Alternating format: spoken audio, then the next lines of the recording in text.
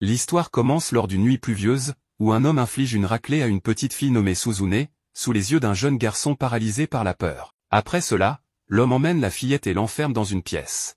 Un peu plus tard, le garçon, nommé Junta, court à la recherche de Suzune, mais en ouvrant la porte, il découvre qu'elle n'est plus là. Désespéré, il part à sa recherche et, en la trouvant, s'excuse auprès d'elle, regrettant de ne pas avoir agi plus tôt. C'est alors que l'on remarque que la fillette a un œil rouge bandé. Elle lui conseille de l'oublier et de rentrer chez lui. Cependant, Junta la prend par la main et décide de fuir avec elle. Il trouve refuge dans un temple en ruine, mais le froid est insoutenable. Heureusement, un homme errant les découvre. Voyant qu'ils sont seuls, il décide de les emmener avec lui. Le lendemain, lorsque Junta se réveille, ils arrivent dans un village construit pour abriter des forgerons, réputés pour manier d'énormes soufflets afin de forger des katanas. À leur arrivée chez l'homme, ils sont accueillis par sa fille, qui lui demande qui sont ses enfants. Son père lui répond qu'ils ont besoin d'un endroit où rester et qu'ils vivront désormais avec eux. La fillette est ravie à l'idée qu'il fasse partie de sa famille. Elle se présente à Junta sous le nom de Shirayuki et lui propose d'être amie. Suzune, quant à elle, est plus réservée, mais finit par se présenter également.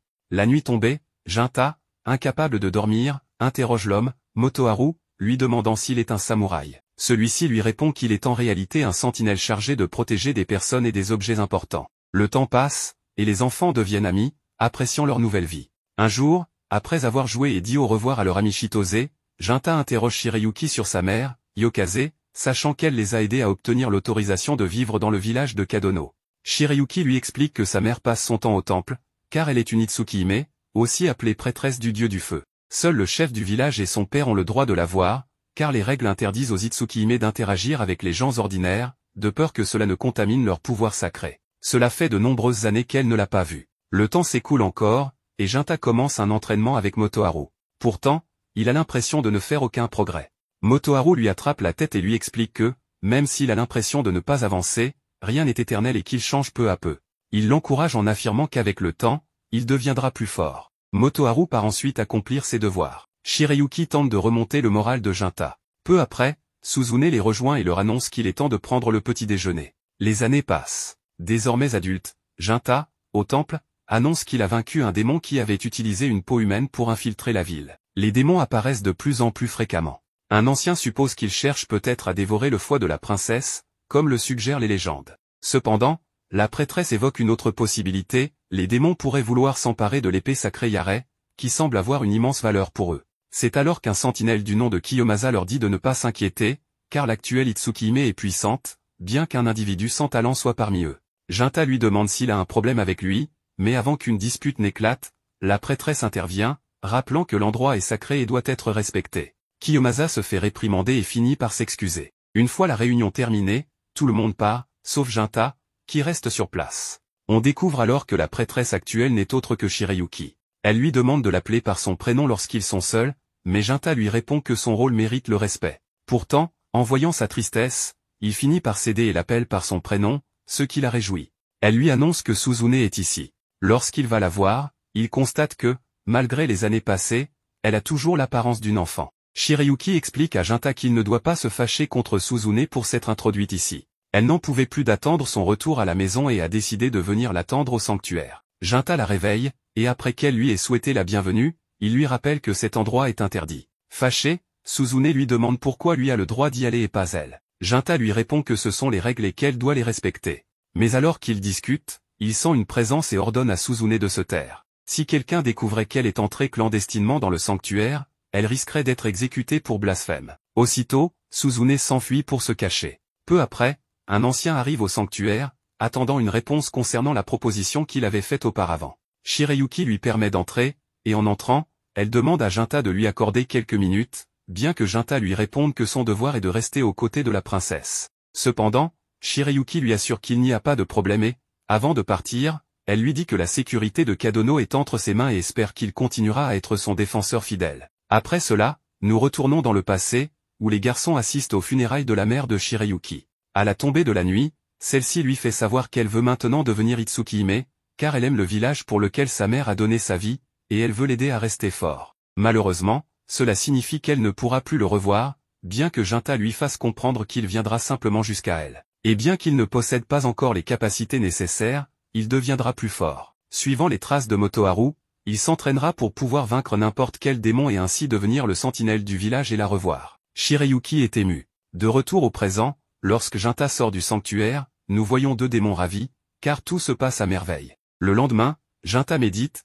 car on lui a dit qu'on n'aurait pas besoin de lui au sanctuaire avant l'après-midi. Suzune, ravi, saute pour l'enlacer, mais en la voyant, il lui dit que son bandage est desserré. Ils sont très heureux d'avoir enfin trouvé le bonheur. Soudainement, Shirayuki arrive à la maison et leur annonce qu'elle a obtenu l'approbation du chef et peut maintenant se promener, mais seulement pour cette journée. Ils décident de prendre le petit déjeuner tous ensemble, comme dans le bon vieux temps, et les filles en profitent pour taquiner Jinta. À la fin du repas, Suzune lui fait savoir qu'elle est très contente de sortir avec la princesse et que son bonheur est aussi le sien. Jinta lui ébouriffe les cheveux et lui demande de veiller sur la maison. Cependant, une fois qu'ils partent, Suzune passe de la joie à serrer les poings. Pendant ce temps, Shirayuki et Jinta se promènent en ville, où tout le monde est surpris de voir le bizarre accompagné d'une belle femme. En arrivant chez Chitose, Jinta passe sa commande, mais Shirayuki semble triste, car Chitose ne la reconnaît pas. Jinta lui dit que c'est normal, puisqu'elle ne l'a pas vu depuis des années. Ensuite, Chitose lui remet sa commande ainsi que son plat préféré. Bien qu'un peu nerveuse, Jinta avoue à Shirayuki que beaucoup de choses ont changé entre eux, car il ne joue plus le rôle de grand frère, mais celui du sentinelle du village. Tous deux comprennent et espèrent pouvoir faire de leur mieux pour protéger chacun leur propre devoir. Au coucher du soleil, alors qu'ils sont près de la rivière, Jinta lui demande si elle est satisfaite, ce à quoi elle répond qu'en réalité, elle voulait juste qu'il puisse parler à cet endroit, car c'est là que tout a commencé pour elle. Elle révèle alors à Jinta qu'elle va se marier avec Kiyomasa, car le chef du village l'a sermonné la veille. Puisque les démons la recherchent, elle devrait avoir un successeur avant de finir comme sa mère. Et comme Kiyomasa est un sentinelle né à Kadono, il deviendra éventuellement le chef du village, ce qui bénéficiera à tous. Jinta est surpris par cette révélation. Shirayuki ajoute qu'elle accepte cette décision en tant que prêtresse, mais qu'en tant que Shirayuki, elle lui avoue qu'elle l'aime. Elle révèle qu'elle était prête à partir et à commencer une nouvelle vie avec lui ailleurs, mais elle savait qu'il ne ferait jamais ce choix. Jinta lui répond qu'elle a raison. Un peu triste, elle lui demande alors s'il n'est pas amoureux d'elle. Jinta répond qu'il a fait le serment de protéger Byakuya, et non Shirayuki. Il a travaillé sans relâche, apprenant à manier l'épée quand il était jeune, parce qu'elle avait courageusement pris le manteau d'Itsukihime et qu'il la respectait pour cela. Alors, s'il décidait maintenant de s'enfuir avec elle, tout son entraînement aurait été vain et une insulte à ce qu'elle représente. Shirayuki comprend, car ils sont très semblables, ils ne peuvent s'empêcher de donner la priorité à la façon dont ils vivent leur vie plutôt qu'à la personne avec qui ils la vivent. Ils doivent donc chacun poursuivre leurs devoirs, même s'ils ne peuvent pas être ensemble. Pendant ce temps, à la maison, Suzune semble anxieuse. Plus tard, au temple, on rapporte que deux démons ont été aperçus rôdant dans la forêt. Kiyomasa restera à Kadono pour protéger le village, tandis que Jinta devra pénétrer dans la forêt pour remplir son devoir de sentinelle. Il accepte sa mission, mais en sortant du temple, il est confronté par Kiyomasa, qui lui demande pourquoi il reste silencieux alors qu'il a appris la nouvelle concernant Byakuya. Il sait que Jinta était aussi amoureux d'elle, mais celui-ci répond qu'il ne pense qu'au bonheur de la princesse et au bien du village. Cependant, Kiyomasa ne comprend pas comment il peut accepter cela aussi facilement, alors qu'il sait qu'il est amoureux de Shirayuki. D'un autre côté, Suzune reçoit la visite d'un des démons, tandis que Jinta est attaqué par l'autre. Il parvient à lui trancher le bras, mais le démon rit, affirmant qu'il savait que ce serait amusant. Il rappelle que leur espèce peut vivre des siècles, alors que les humains ne vivent qu'une fraction de ce temps. Pourquoi s'obstine-t-il donc à manier cette épée, défiant la nature pour accumuler du pouvoir? Le démon lui demande dans quel but il fait tout cela. Jinta lui répond qu'il le fait pour trancher ceux qui menacent les êtres qu'il doit protéger. D'autre part, le démon demande à Suzune si elle sait ce que c'est, et effrayée, elle lui répond que c'est un démon, bien que le démon lui mentionne qu'elle en est également un. Cependant, Suzune refuse, car elle est humaine. À ce moment-là, le démon remarque que Suzune s'accroche à l'amour de son frère, et c'est ce qui la pousse à essayer de devenir humaine. Il remarque que cette personne doit être très loyale envers elle, et Suzune, émue, lui avoue que son frère est tout pour elle. Le démon lui avertit que quelqu'un tente de faire du mal à son frère, ce qui serait une aide précieuse si elle l'accompagnait. Il lui promet qu'il ne lui fera pas de mal. Cependant, Suzune refuse, car même s'il promet de ne pas lui faire de mal, rien ne garantit qu'il ne fera pas de mal à son frère. Le démon pose alors sa main sur son front et lui dit que cela l'aidera à mieux comprendre la situation. La petite voix Shirayuki se donnait à Kiyomasa et, ne pouvant le supporter, elle commence à vomir. Elle lui demande si cela était réel, et le démon lui répond que son pouvoir est la clairvoyance et qu'il peut lui montrer quelques fragments de l'avenir. Et si elle ne le croit pas, elle peut le suivre pour le voir de ses propres yeux. Suzune finit par céder et se retrouve entre les mains du démon. Pendant ce temps, dans la forêt, lors de son affrontement, Jinta demande au démon pourquoi ils sont si déterminés à faire du mal aux humains. Ce dernier répond que c'est pour ce qu'il est. bien que les démons ne tuent pas les humains par nature, ils existent simplement pour accomplir un but spécifique, et le sien se trouve ici. Jinta lui demande s'il ne peut pas exercer un contrôle, et le démon répond que, sinon, on ne les appellerait pas des démons. Décidé et sans pitié, Jinta choisit d'en finir avec ce démon, bien que ce dernier utilise son pouvoir d'assimilation pour augmenter sa force. Ayant dévoré d'autres démons auparavant, ils s'affrontent violemment, où Jinta perd son bras. Mais avant d'être envoyé dans l'au-delà, il prend la pointe de son épée brisée et poignarde le cœur du démon. Cependant, avant de mourir, ce dernier avertit Jinta qu'il a pu accomplir son but, car l'autre démon avec lequel il travaillait a déjà vu très loin dans le futur, exactement 170 ans plus tard, au moment où une divinité maléfique fera son apparition. Jinta se demande de quel démon il parle, mais se souvient alors de Suzune. Il est inquiet. Cependant, avant de mourir de manière désespérée, le démon utilise son bras amputé pour saisir la tête de Jinta et lui dit qu'il va lui offrir un cadeau d'adieu. Pendant ce temps, Kiyomasa tente d'approcher Shirayuki, mais elle l'arrête, lui disant qu'il devrait au moins attendre de savoir si Jinta est en sécurité. Il lui répond que c'est le meilleur moment, et si la chance leur sourit, cette nuit suffira. Où veux-tu que je continue à attendre? La décision te revient, dit-il, et à ce moment-là, Shirayuki se souvient de la promesse que lui avait faite Jinta, ce qui lui permet de comprendre qu'elle a également fait un serment pour protéger Kadono. Elle se prépare à offrir une nuit de passion à Kiyomasa, tandis que lui pense que tant elle que Jinta sont fous. Cependant, ils sont interrompus par le démon, qui dit à Suzune que, comme elle peut le voir, ce n'était pas une illusion. Suzune est choquée et lui demande ce qu'elle est en train de faire, tandis que, de son côté, Jinta récupère son bras et remarque que le corps du démon a disparu. Mais maintenant, ce qui est le plus important, c'est d'aller auprès de Suzune. Malheureusement, en voyant le village, il constate qu'il est en flammes. De son côté, Suzune demande à Shirayuki de lui expliquer ce qu'il est en train de faire et pourquoi il a tant souffert tout ce temps, peu importe combien cela a déchiré son cœur. Il a fait tout ce qu'il pouvait pour qu'elle et Jinta soient ensemble, car il savait que cela les rendrait heureux. Le voir s'approcher d'une autre personne aurait été insupportable, c'est pourquoi il a accepté que ce soit elle. Mais malgré tout ce qu'il a fait, maintenant elle est avec un autre homme. Shirayuki comprend que Suzune n'a jamais laissé son corps ni son esprit se développer, afin de pouvoir continuer à être la petite sœur de Jinta. Malheureusement, maintenant, elle doit vivre en tant qu'Itsukihime pour préserver l'héritage de Kadono. De plus, c'est la seule façon pour elle de rendre à Jinta l'amour qu'il lui a donné. Suzune lui demande si elle parle sérieusement. Elle a pris tout ce qu'elle a toujours voulu, et maintenant elle va tout jeter pour des inconnus.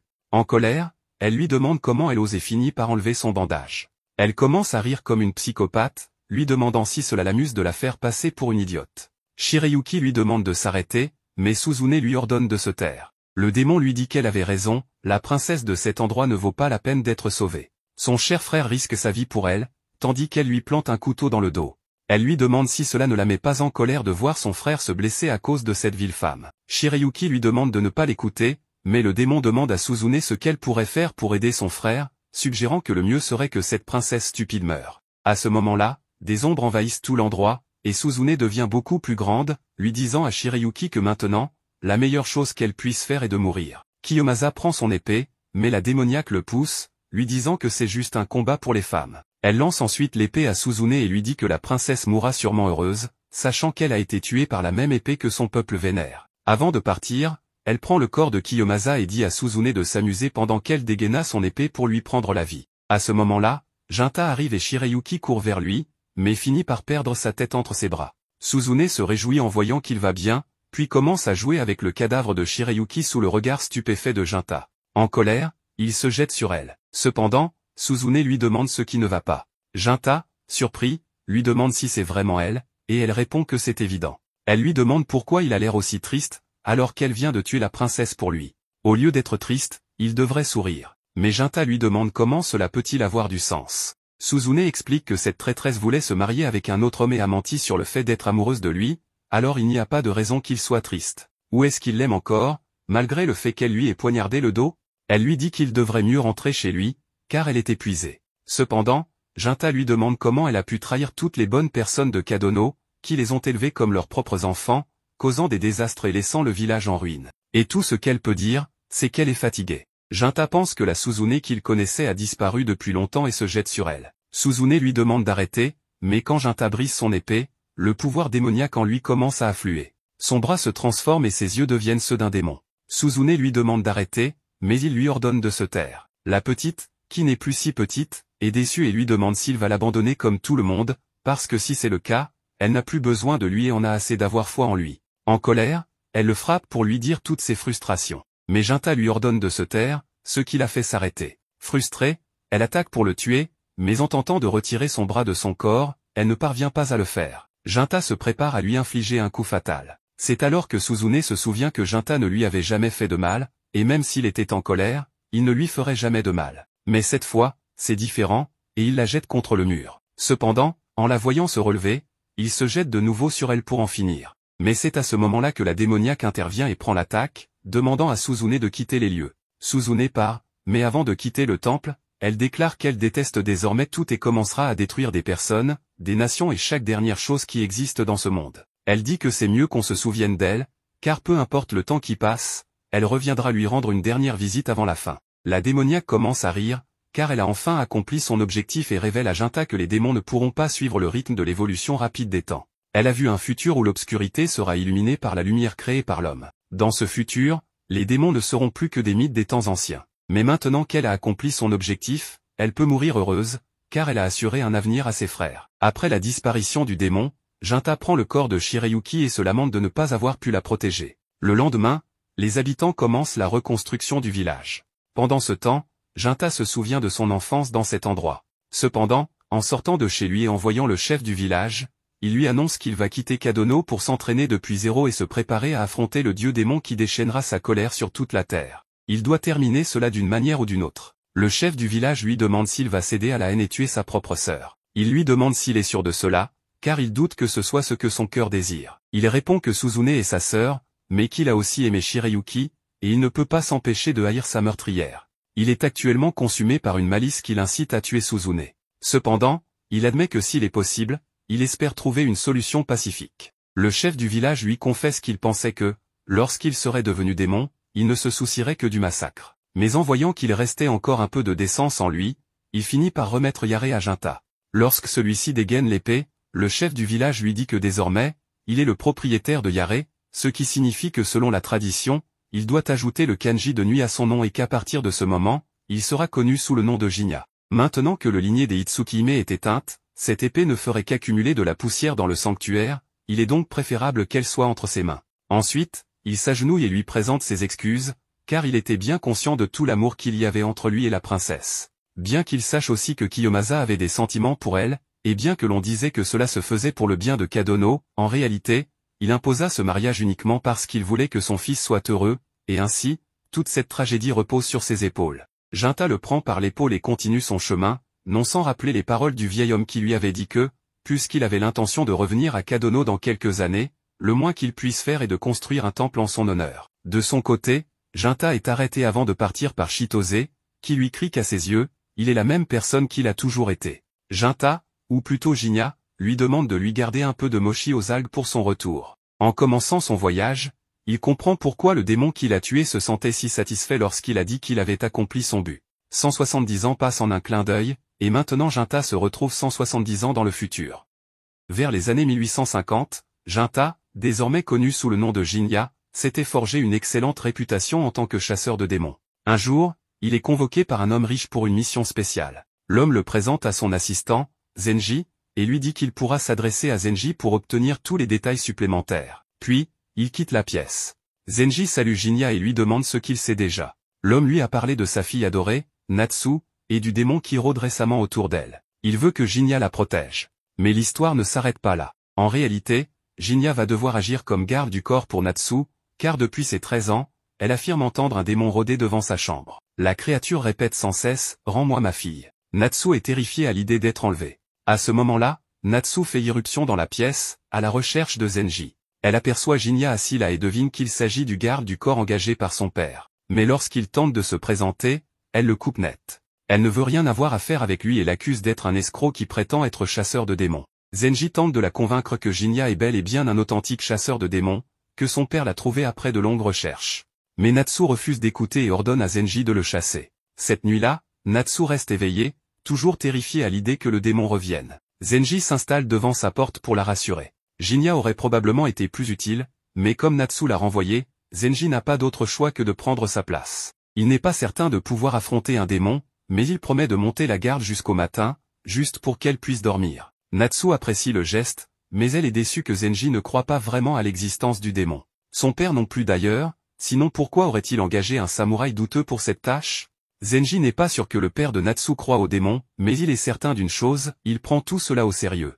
Il tient sincèrement à Natsu, même si elle n'est pas sa fille biologique. C'est alors que Natsu entend de nouveau la voix du démon. Un frisson la traverse. Elle supplie Zenji de faire quelque chose, mais lui aussi est mort de peur. Lorsqu'il aperçoit la créature, il dit à Natsu de rester dans sa chambre pendant qu'il s'en occupe, sans avoir la moindre idée de comment il va la combattre. Juste avant que le démon ne le touche, un bras est brusquement tranché, Jinya vient d'arriver. Il demande au démon de décliner son identité, mais n'obtenant aucune réponse, il le tranche en deux d'un seul coup d'épée. Le démon s'effondre et se dissout en une fumée noire. Zenji et Natsu sont sauvés pour l'instant. Natsu reconnaît Jinya, c'est bien le samouraï qu'elle avait mis à la porte plus tôt. Il se tourne vers elle et lui demande si elle pense toujours qu'il est un imposteur. Natsu lui demande alors si le démon est mort. Mais selon Jinya, ce n'est pas si simple. D'après son expérience, un démon ne meurt vraiment que lorsqu'il se dissipe en une fumée blanche.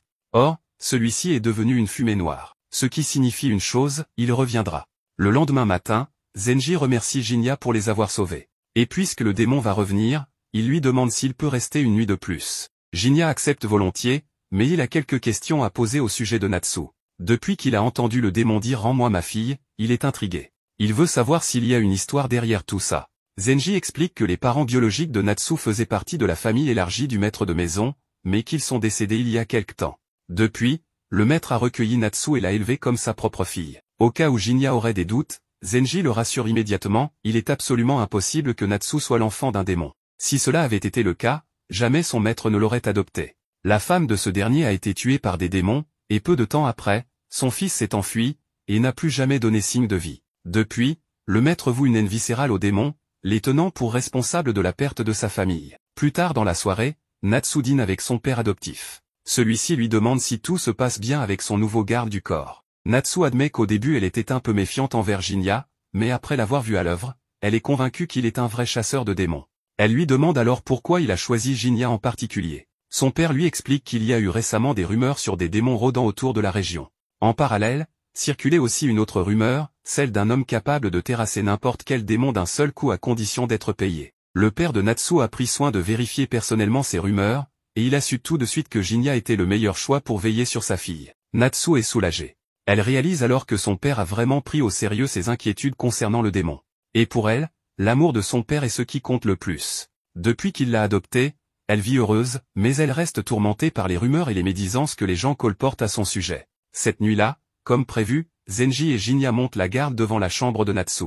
Soudain, celle-ci sort et demande à Jinya de lui dire son nom, car elle ne lui avait pas laissé le temps de se présenter la première fois. Comme son père semble beaucoup estimer cet homme, Natsu a décidé qu'elle allait lui faire confiance aussi. Jinya remarque à quel point elle est attachée à son père adoptif, Juho, mais il trouve cela tout à fait naturel. Il l'a recueillie et lui a offert un foyer, elle lui en est profondément reconnaissante. À ce moment-là, Jinya lui pose une question, il a entendu parler de la disparition du fils de Juho, et il aimerait en savoir plus. Mais dès qu'il évoque le sujet, Natsu crie qu'elle n'en sait rien. Le sujet semble très sensible, alors Jinya décide de ne pas insister pour ne pas la blesser. C'est alors que Natsu lui pose une étrange question, est-il possible qu'un démon et un humain puissent avoir un enfant ensemble? Jinya lui répond que oui. Troublé, Natsu commence à penser qu'elle pourrait vraiment être la fille du démon qui ne cesse de l'attaquer. Mais Jinya la rassure immédiatement, elle n'a aucun lien avec cette créature. Natsu lui demande comment il peut en être aussi sûr. Jinya lui explique alors qu'il connaît personnellement ce démon, il a un passé avec lui, et il sait pertinemment que ce démon ne peut pas être sa mère. Dans ce monde, il existe plusieurs façons pour un démon de naître. Il peut venir de l'union de deux démons, d'un démon et d'un humain, mais parfois, dans de rares cas, un démon peut naître de rien. Ces entités sont issues d'émotions puissantes, surtout négatives. Lorsque ces émotions s'accumulent chez une personne, elles peuvent parfois prendre une forme physique, comme celle d'un démon. Soudain, le démon réapparaît. Natsu panique. Mais Jinya s'avance calmement vers lui et lui demande de décliner son nom. Le démon, visiblement peu intelligent, ne comprend pas ce qu'il dit et se jette sur lui. Jinya le frappe au visage et le plaque au sol. Zenji, affolé, supplie Jinya de tuer le démon sur le champ. Mais Jinya répond que s'il le fait, la créature reviendra encore. Natsu demande pourquoi. Alors Jinya lui révèle la vérité, c'est elle qui a donné naissance à ce démon. Il s'est manifesté en réponse à son sentiment profond, cette idée que, si elle causait suffisamment de remous, son père porterait plus d'attention à elle. Natsu refuse d'abord de croire ce que Jinya lui dit, mais tout semble parfaitement logique. Elle voulait tellement que son père la traite comme sa vraie fille, et soudainement, un monstre est apparu, comme pour exaucer ce souhait. Jinya lui explique que la seule façon de faire disparaître ce démon est de reprendre le contrôle de ses émotions. Mais Natsu est perdue. Comment faire? Jinya lui dit simplement, elle doit accepter ses sentiments et lui demander sincèrement d'éliminer le démon. Elle réfléchit un instant, tout ce qu'elle a toujours voulu, c'est être aimée par Juzu comme sa propre fille. Mais elle avait l'impression qu'il ne l'aimait pas vraiment. C'est pourquoi elle en est venue à croire que si un démon l'attaquait, il ferait peut-être plus attention à elle. Et maintenant, ses émotions négatives ont pris forme sous ses yeux. Ce démon, c'est elle. Zenji intervient, il lui dit de ne pas penser ainsi. Oui, ce démon est né de ses émotions, mais ce n'est pas ça qui compte maintenant. Il sait que Juzu aime Natsu plus que tout au monde. Et elle l'aime tout autant. Ils sont juste nuls pour l'exprimer. Zenji lui promet qu'il sera toujours là pour l'aider à aller mieux. Consolée et motivée, Natsu décide de tourner la page. Elle regarde Jinya et lui dit de tuer le démon une bonne fois pour toutes. Aussitôt, Jinya dégaine son épée et tranche la créature en deux. Cette fois, le corps du démon se dissipe en une brume blanche. Jinya en est certain, il ne reviendra pas. Mais plus tard, dans la nuit, le corps du démon commence lentement à se reformer. Jinya s'en doutait. Si le démon venait uniquement des émotions de Natsu, il aurait disparu pour de bon. Ce retour signifie qu'une autre personne y a mêlé ses propres sentiments. Et Jinya ne voit qu'une seule possibilité, la femme décédée, c'est-à-dire la mère de la fille. Privée des émotions de Natsu, le démon lutte pour garder sa forme. Jinya n'a que de vagues souvenirs de sa mère. Mais il est triste que les choses aient tourné ainsi. Il sait qu'il doit maintenant mettre un terme à ses souffrances et l'aider à trouver la paix. Le lendemain matin, Jinya s'apprête à partir. Natsu et Zenji viennent le remercier, mais il leur dit que ce n'est pas nécessaire. Il a déjà été payé et c'était aussi sa façon à lui de faire amende honorable. Natsu ne comprend pas, alors Jinya explique, en grandissant, il a eu le temps de réfléchir à ses choix. Il croyait faire ce qu'il fallait en fuguant avec Suzune à l'époque, mais il n'a jamais pensé à ce que ça ferait à son père, ni à l'impact sur le monde autour de lui. Elle reste confuse, alors il lui dit simplement, apprécie la gentillesse de ton père. Il s'éloigne. Un peu plus tard, Juzu sort à son tour. Zenji lui demande pourquoi il n'est pas venu remercier Jinya. Mais Juzu répond qu'il n'en voyait pas l'utilité, il savait dès l'instant où Jinya est arrivé qu'il réussirait. Zenji s'interroge. Pourquoi autant de foi en un simple chasseur de démons? Juzu répond calmement, c'est normal pour un père de croire en son enfant. Les autres n'ont toujours pas compris que Jinya est le fils de Juzu et ce dernier n'a pas l'intention de leur dire. Avant de partir, Natsu demande à Juzu s'il y a quelque chose qu'elle peut faire pour aider. Il lui demande pourquoi. Elle explique que Jinya lui a dit qu'elle devait lui rendre sa gentillesse. Juzu sourit. Il est heureux de savoir que Jinya pense encore qu'il est quelqu'un de bien. Mais il dit à Natsu qu'elle n'a rien à lui rendre. La seule chose qu'un enfant peut faire pour rendre son parent heureux, c'est de vivre une vie longue et pleine de bonheur.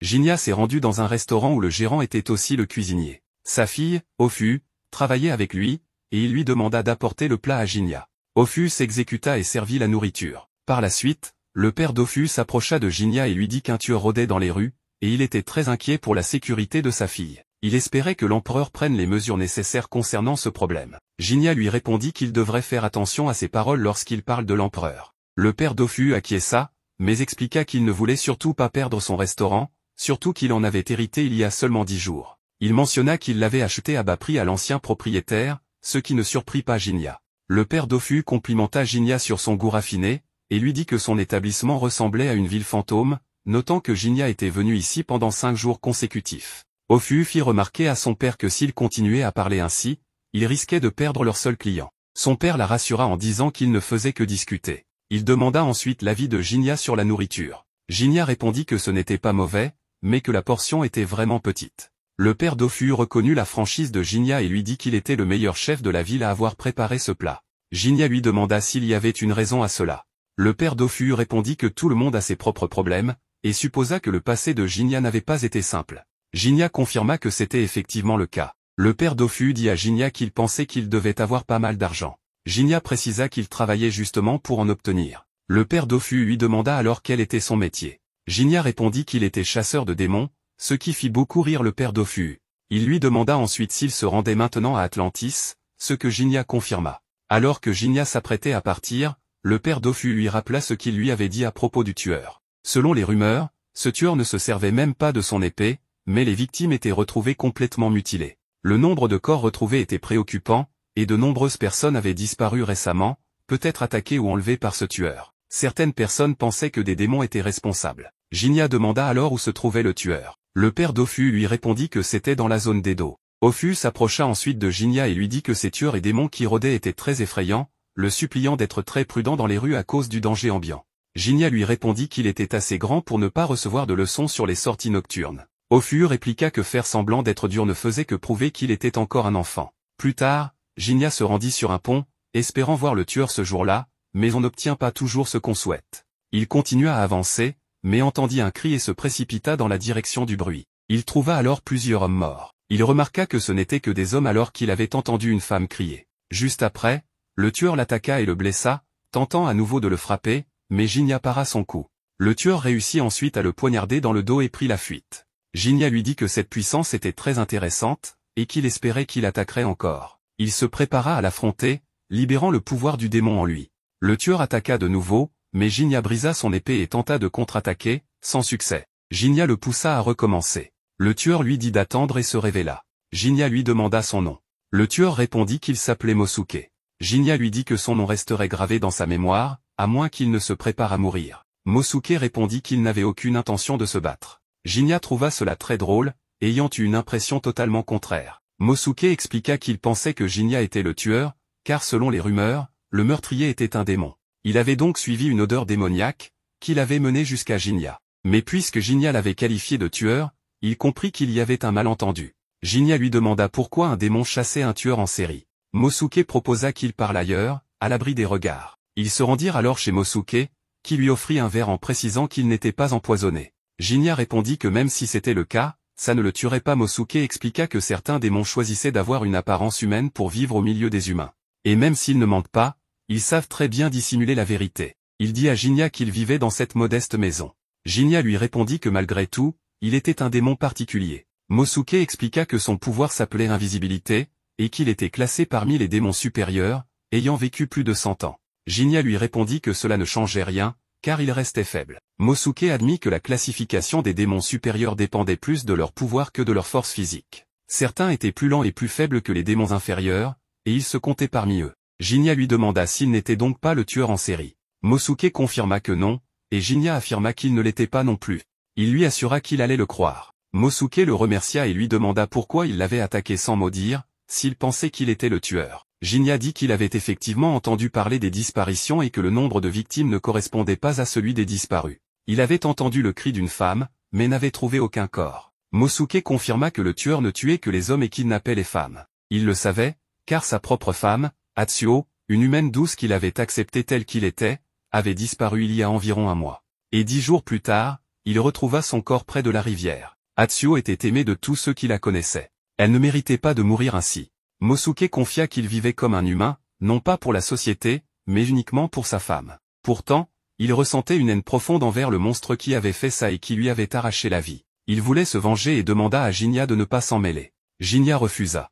Tuer des démons faisait partie de son travail. Mosuke proposa alors qu'ils travaillent ensemble, chacun de leur côté, pour recueillir des informations. Il demanda à Jinya de le laisser mettre fin à cette affaire lui-même. Jinya lui demanda s'il cherchait vraiment la vengeance.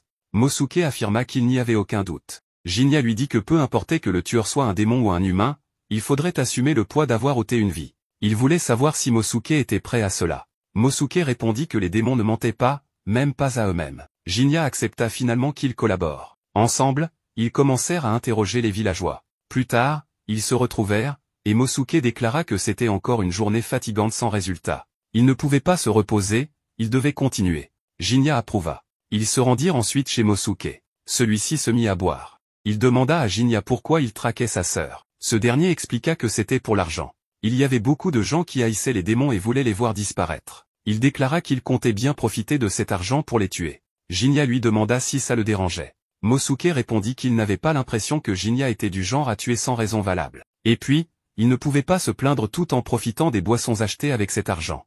Il rit et ajouta que c'était l'une des raisons. Mosuke lui demanda quelle était l'autre. Jinya répondit qu'il voulait aussi devenir plus fort. Il s'était donné pour mission d'arrêter un démon en particulier. Mosuke demanda s'il voulait l'arrêter ou le tuer. Jinya expliqua qu'il avait été humain, mais qu'en voyant un démon tuer la femme qu'il aimait, il s'était transformé. Tuer les démons qui menaçaient les humains lui semblait naturel. Mosuke lui fit remarquer qu'il avait quand même laissé ce démon en vie. Jinya pensa à Suzune, lorsqu'elle s'était transformée, et reconnut qu'il ne savait pas encore quoi faire s'il la revoyait. Il avait besoin de beaucoup de force. Il avoua être un lâche. Il demanda à Mosuke ce qu'il ferait après avoir vengé sa femme. Mosuke répondit qu'il ne ferait rien. Il disait avoir vécu en humain parce qu'il détestait la violence.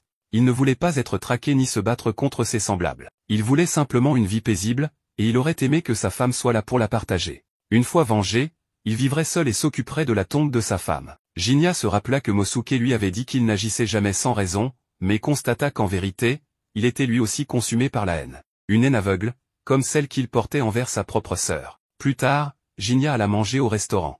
Ofu l'accueillit et lui demanda s'il avait trouvé le tueur. Jinya répondit qu'il n'avait jamais dit qu'il le cherchait. Ofu lui rappela que son travail était de tuer des démons, donc suivre les rumeurs d'un meurtrier en faisait forcément partie. Jinya lui avoua que les choses ne se passaient pas bien. Le père d'Ofu intervint. Il comprenait que ce soit difficile aussi pour Jinya. Gagner sa vie était une vraie galère. Jinya répondit que le restaurant devait avoir des files d'attente rien que grâce à une serveuse comme Ofu. Le père demanda s'il trouvait qu'Ofu avait du charme. Jinya répondit que oui, à 8 sur 10. Le père d'Ofu se réjouit, trouvant que Jinya avait bon goût. Ofu demanda à son père ce qu'était cette histoire. Il répondit qu'il était heureux qu'elle n'ait jamais été dans une relation sérieuse. Ofu admit que c'était vrai, mais demanda à son père de ne pas mettre Jinya dans l'embarras. Il répondit qu'il essayait juste d'aider. Ofu dit qu'elle comptait déménager un jour, mais qu'en attendant, elle voulait rester une fille aimante. Le père accepta. Ofu s'excusa auprès de Jinya. Celui-ci lui dit qu'il n'y avait pas de souci, et que son père était un homme très gentil. Ofu répondit qu'il était sa fierté. Jinya demanda si son père n'était pas comme ça. Ofu baissa les yeux et s'excusa d'avoir posé la question. Jinya expliqua qu'il avait une petite sœur, Suzune, que leur père traitait très mal. Il la frappait et répétait qu'elle ne faisait pas partie de la famille. Alors, il avait pris sa sœur et avait fui la maison. C'était il y a longtemps. Ofu lui demanda s'il détestait son père. Jinya répondit que non. Il comprenait pourquoi il avait agi ainsi, même si les choses n'avaient pas tourné comme il l'espérait. Plus tard, sur un pont, Mosuke demanda à Jinya s'il avait trouvé quelque chose. Jinya répondit que non. Mosuke déclara que c'était encore une recherche inutile. Jinya se mit en marche et Mosuke le suivit. Il rappela qu'il n'y avait pas eu d'enlèvement ou d'attaque récemment, donc aucune nouvelle information. Mosuke s'arrêta et demanda à Jinya de regarder au loin. Jinya reconnut Ofu. Mosuke demanda s'il la connaissait. Jinya dit que c'était la fille du propriétaire du restaurant où il allait. Mosuke jugea que ce n'était pas bon pour elle d'être seule dehors. Jinya annonça qu'il allait la rejoindre et s'approcha. Ofu leva les yeux vers lui et dit que la lune était belle ce soir. Elle lui demanda s'il était seul. Jinya répondit qu'il était avec un ami, mais en se retournant, il ne vit plus Mosuke. Il avait disparu. Mosuke lui fit savoir qu'il ne s'était pas montré à elle. Il conseilla à Jinya de ne pas hésiter à la raccompagner. Il ne voulait pas qu'elle devienne une victime du tueur. Ofu demanda si quelque chose n'allait pas. Jinya répondit que tout allait bien, puis lui demanda pourquoi elle était là. Ofu expliqua qu'elle admirait les fleurs. Elle décrivit leur beauté et leur rareté, disant qu'elles fleurissaient en hiver et étaient parmi les plus belles. Jinya admit qu'il n'avait jamais rien vu d'aussi joli. Ofu lui dit qu'elle les tenait précieusement et les admirait à cause de leur forme magnifique. Elles fleurissaient au printemps. Jinya lui demanda de rentrer chez elle, pour ne pas inquiéter son père. Elle accepta et le remercia.